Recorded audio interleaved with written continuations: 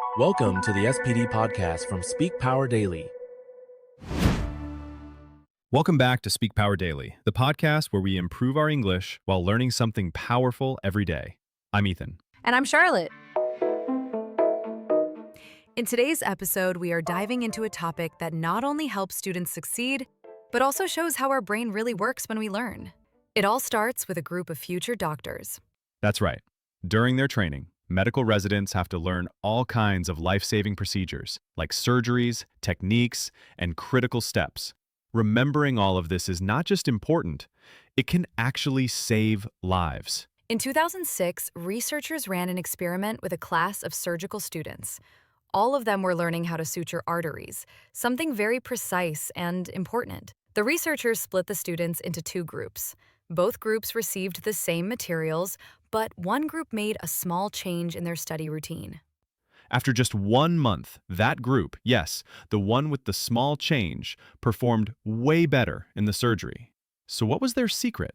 Today, we will share that with you and also talk about 2 other techniques that can seriously improve the way you study and remember information. But first, let's understand how learning works in the brain. Imagine you're trying to learn about the parts of the heart. When you first learn something new, like the heart's anatomy, that information is stored temporarily in a part of your brain called the hippocampus. This part works with small groups of neurons or brain cells. Each time you go over that topic again, maybe in class or during study time, those same neurons light up again. This strengthens the connection between them, and your memory becomes more stable.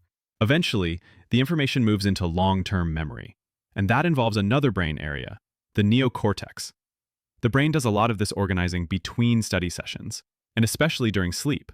Yes, while you sleep, your brain connects the new knowledge to what you already know, like how the heart works with other organs, or how to measure heart rate. And it does not stop there. Each time you remember that knowledge, say for an exam, you reactivate that memory. And guess what? That memory can be changed, updated, and made even stronger. And that leads us to our first study technique, testing yourself.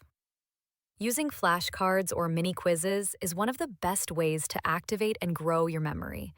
Many people just highlight books or reread their notes, but that can feel like learning without actually checking what you remember. Testing yourself, on the other hand, shows you what you truly know. But what if you get the answer wrong? Good question. Making mistakes actually helps in the long run. When you try to remember something and fail, your brain still activates related ideas. Then, when you learn the correct answer, it connects more deeply. The second method builds on that. When using flashcards, do not just focus on one subject. Mix different topics together. This is called interleaving. Interleaving helps your brain practice forgetting and remembering, which makes the memory stronger. It also helps you compare and contrast different topics, and that creates more meaningful learning. The third and final method is about timing. Instead of studying everything in one night, try spacing your review across several days. Spacing gives your brain time to rest and process the information. Especially during sleep, your brain is hard at work organizing what you have learned. So even if cramming feels like a good idea before a test, it does not help you keep the knowledge for long. And this brings us back to the surgical students.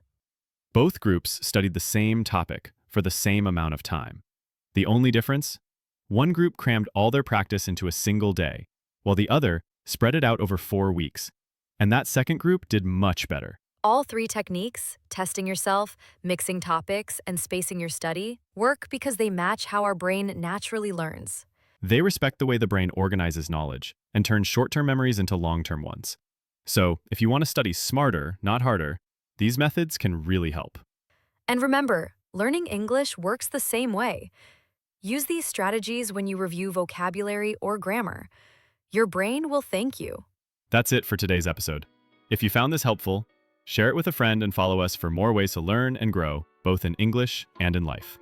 We'll see you in the next chapter of Speak Power Daily. Keep learning and keep growing.